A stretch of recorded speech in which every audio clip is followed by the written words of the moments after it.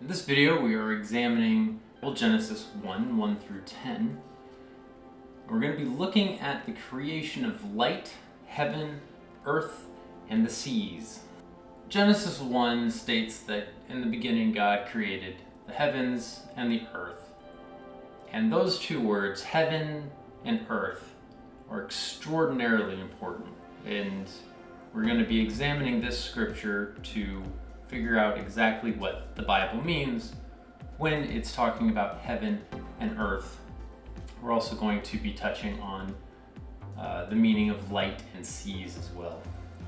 So first notably, the beginning state of the world, according to Genesis, is this status where the world is this formless void of darkness and waters. In the beginning, God created the heavens and the earth. The earth was without form and void, and darkness was over the face of the deep. And the Spirit of God was hovering over the face of the waters. And the first act of creation is actually the creation of light. And the way all these things are created, it follows a pattern where something that already exists is somehow split or separated, and that the thing that exists that separates the thing that used to be whole is the new creation. So the first thing that is split is darkness. God said, "Let there be light," and it was so. And then it says God separated the light from the darkness. So we have the darkness gets split by the creation of light. So there's some darkness, and then there's also something new, there's light. And then God assigns these names to these things that are created. He calls the darkness night, and the light is called day.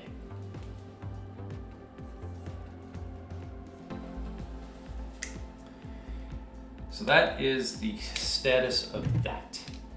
And then nothing has changed with the waters yet, so they're still just waters. And God said, "Let there be light," and there was light. And God saw that the light was good, and God separated the light from the darkness. God called the light day, and the darkness he called night. And there was evening, and there was morning, the first day. Then the next act of creation is to split the waters. And so it says that God created an expanse between the waters to separate the waters above from the waters below the expanse. And that God called this expanse heaven. So the next status of the world, we have the waters being split into the waters above and the waters below. And the thing that exists in between them is called heaven. It's just an expanse between the waters, and it's called heaven. And God said, "Let there be an expanse in the midst of the waters, and let it separate the waters from the waters." And God made the expanse and separated the waters that were under the expanse from the waters that were above the expanse. And it was so. And God called the expanse heaven.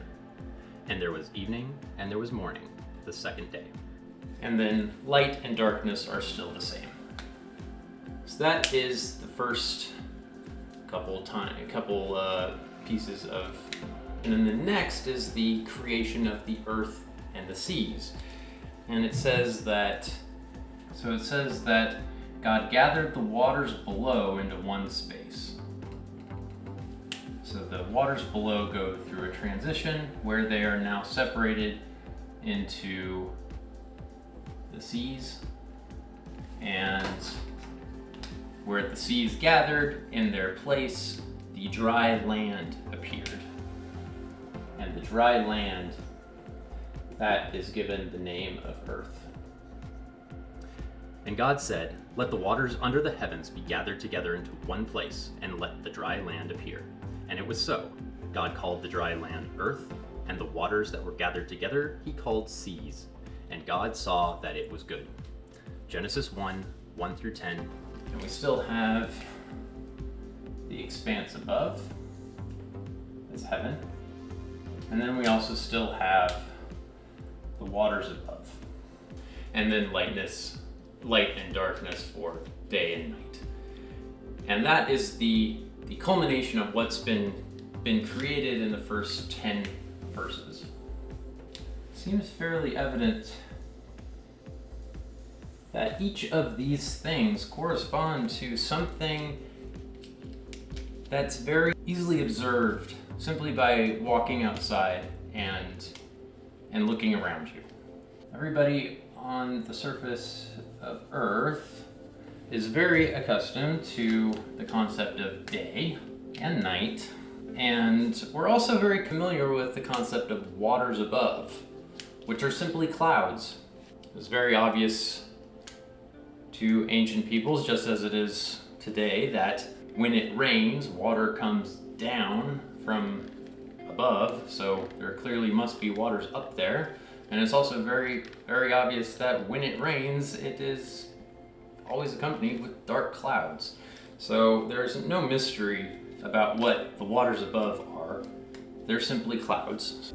And then we have this landscape where it exists in alternating periods of day and night. There's clouds in the sky. Heaven is the sky. Below the sky, we have areas where there's dry land and areas where there are seas. So this whole picture of creation here just kind of generally describes landscapes across planet Earth. And that is what is created in these first 10 verses of the Bible. And the important thing that we need to gather from this is that heaven is quite literally the sky, and Earth does not mean planet Earth. It means the dry land upon which we live. Understanding these concepts will be very pivotal to subsequent arguments. Yeah, the key thing to remember here is that Earth is dry land, heaven is sky.